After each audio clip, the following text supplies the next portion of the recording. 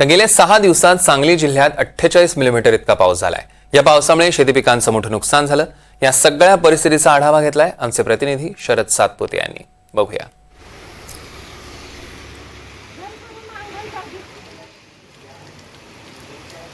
सांगली जिल्ह्यामध्ये गेल्या 6 दिवसापासून जो मुसळधार पाऊस सुरू होता, ज्या पावसाने थैमान घातले होते, त्या पावसाने आज विश्रांती घेतली आहे।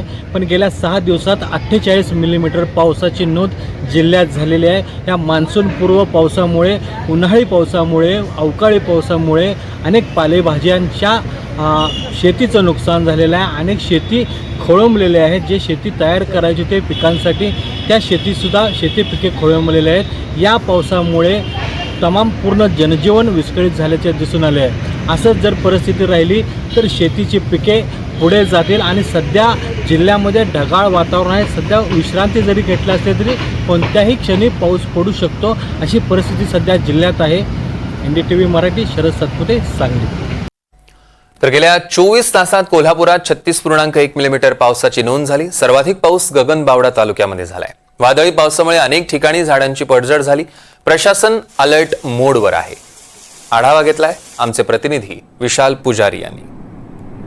आठवड्याभरापासून कोल्हापुरात पावसाची संततधार पाहायला मिळते। काही ठिकाणी रिमझिम तर काही ठिकाणी मुसळधार असा पावसाची जी बरसात आहे ती पाहायला मिळते। मान्सून पूर्व पाऊस जो यंदाचा मोठ्या प्रमाणात पाहायला मिळाला। ऐन उन्हाळ्यामध्ये कोल्हापूरमध्ये पावसाचा अनुभव नागरिकांनी घेतला। यंदाच्या पावसाळ्यामध्ये मान्सून पूर्व पावसामध्ये पहिल्यांदाच राजाराम बंधारा सुद्धा ओव्हरफ्लो झाला। यामुळे तो मार्ग जो आहे वडिनगे ते बावडा हा मार्ग देखील बंद करण्यात आलेला आहे। या सगळ्या पार्श्वभूमीवर प्रशासन देखील अलर्ट मोडवर आल्याचं पाहायला मिळतंय। कोल्हापूर जिल्ह्यात गेल्या 24 तासामध्ये जवळपास 36.1 मिलीमीटर इतका पाऊस झालेला आहे। त्याचबरोबर सर्वाधिक पाऊस हा गगनबावडा तालुक्यामध्ये, तर उर्वरित आजरा असेल, राधानगरी असेल, शाहूवाडी, करवीर, पन्हाळा अशा इतरही तालुक्यांमध्ये पाऊस जो आहे तो सगळ्यात चांगला प्रमाणात असल्याचं पाहायला मिळतंय। खरीप हंगामात हा पाऊस असल्यामुळे कुठेतरी शेतकऱ्यांना थोडाफार फटका जो आहे तो पाहायला मिळालेला होता। मात्र सध्या पूर्ण कोल्हापूर जिल्ह्यात जर का पावसाची परिस्थिती पाहिजे झाली तर पावसाची संततधार जी आहे ती पाहायला मिळते। ढगाळ वातावरण जे आहे ते संपूर्ण जिल्ह्याभरामध्ये पाहायला मिळते। त्यामुळे प्रशासन सध्या अलर्ट मोडवर असल्याचं पाहायला मिळते। वादळी पावसामुळे अनेक ठिकाणी झाडे देखील उन्मळून पडलेली होती। यामुळे काही ठिकाणी नुकसान देखील झालेलं होतं। त्या सगळ्या पार्श्वभूमीवर प्रशासन सध्या अलर्ट मोडवर आहे। दरम्यान अमरावतीत गेल्या 24 दिवसांमध्ये 55.7 मिलीमीटर पावसाची नोंद झाली। पावसामुळे 718 घरं आणि 11 गोठ्यांची पडझड झाली आहे। पावसाचा सर्वाधिक फटका बसला तो म्हणजे कांदा पिकांना। ज्वारी, तीळ, टरबूज, भुईमूग, केळी, संत्रा पिकांचं मोठ्या प्रमाणात नुकसान झालेलं आहे। याचाच आढावा घेतलाय आमचे प्रतिनिधी शुभम बायस्कर यांनी। 24 तासात 65 मिलीमीटरच्या वर पाऊस होत असेल तर ती अतिवृष्टी समजली जाते। मात्र अद्यापपर्यंत अमरावती जिल्ह्यातल्या 14ही तालुक्यामध्ये कुठेही अतिवृष्टीची नोंद झालेली नाही। गेल्या 24 दिवसामध्ये अमरावती जिल्ह्यात 55 मिलीमीटर पावसाची नोंद घेण्यात आलेली आहे आणि या पावसामुळे 718 घरांची पडझड झालेली आहे। 35 जनावरं जे आहेत त्या पावसामुळे दगावलेली आहेत, तर 11 गोठ्यांची पडझड झालेली आहे। तर 3 व्यक्तींचा वीज पडून मृत्यू झाला आहे। धामणगाव रेल्वे तालुक्यात 2घांचा मृत्यू झाला, तर चिखलदरा तालुक्यामध्ये एका व्यक्तीचा मृत्यू झालेला आहे। एकूण 3 व्यक्ती जे आहेत ते वीज पडून मृत्युमुखी पडले आहेत। एकंदरीतच अमरावती जिल्ह्यात जो पाऊस झालेला आहे त्या पावसामुळे जर पाहिलं तर सर्वाधिक कांदा पिकाचं नुकसान आहे। कांद्याच्या पाठोपाठ केळी, संत्रा किंवा टरबूज, भुईमूग, तीळ इत्यादी पिकांचं देखील नुकसान झालेलं आहे।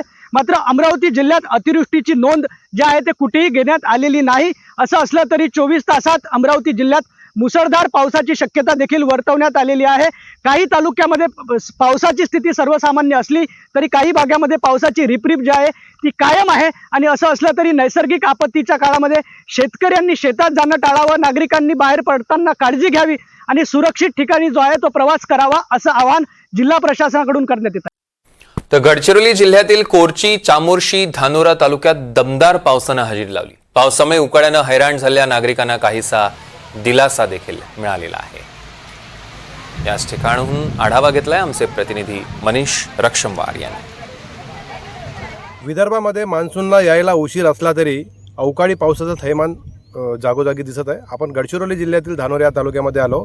काल सकाळपासून धानोरा, चामोर्शी आणि कुरखेडा या तालुक्यामध्ये मुसळधार पाऊस झाला आणि जनजीवन विस्कळीत झालेलं आहे. आपण आज पाहू शकता धानोऱ्यामध्ये आपण या ठिकाणी सकाळी झालेल्या मुसळधार पावसामुळे असं जागोजागी पाणी जमा झालेलं आहे आणि शेतकऱ्यांचं जरी नुकसान नसलं झालेलं तरी कुठेतरी थंडावा जाणवत आहे. परंतु हा आलेला जो पाऊस आहे, हा पाऊस जर कंटिन्यू जर असा असला तर तो शेतीसाठी लाभदायक ठरेल.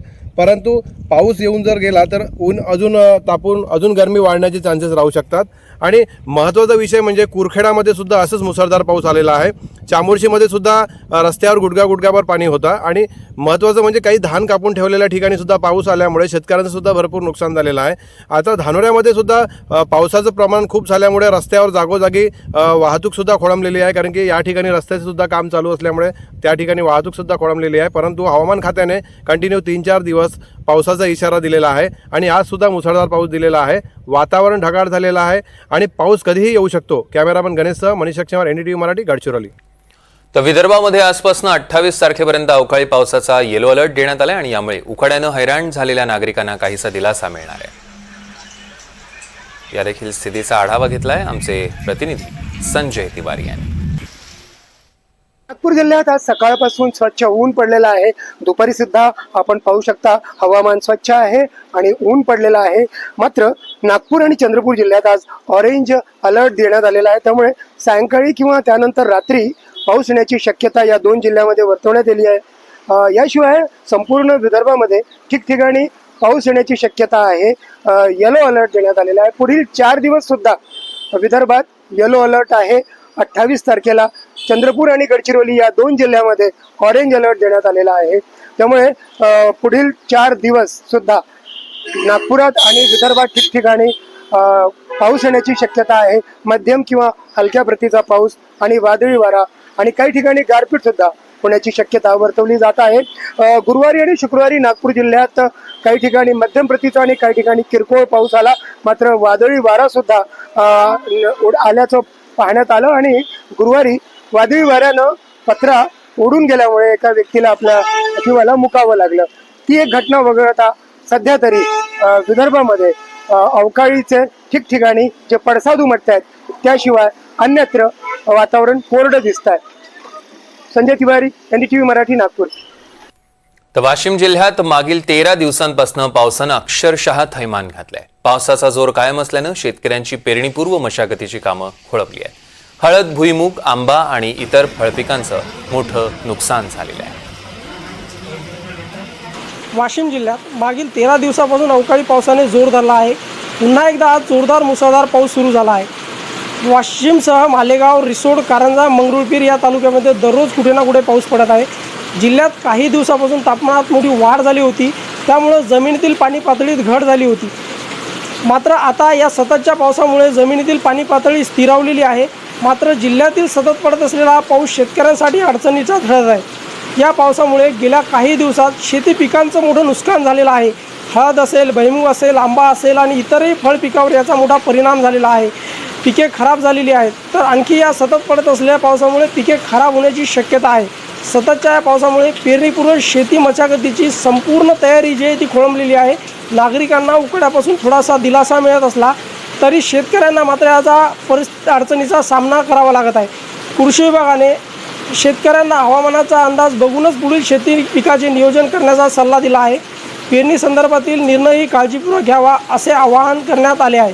तर सध्या जिल्ह्यात कुठे मुसळधार पाऊस सुरू आहे तर कुठे रिमझिम पाऊस सुरू असून ढगाळ वातावरण आहे आणि आणखी काही दिवस पाऊस पडण्याची शक्यता हवामान विभागाकडून वर्तवण्यात आलेली आहे.